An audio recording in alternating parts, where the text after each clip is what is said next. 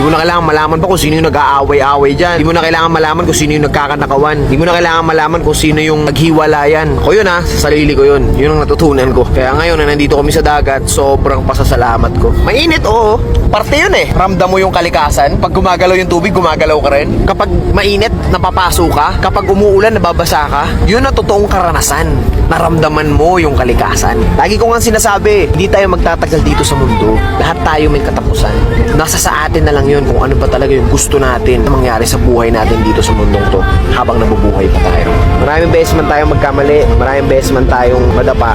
Kung ganun din karaming beses natin itatama ang mga mali. At kung ganun din karaming beses tayo mabangon sa pagkadapa, parehas lang yun. Pag natalo ka, laban lang.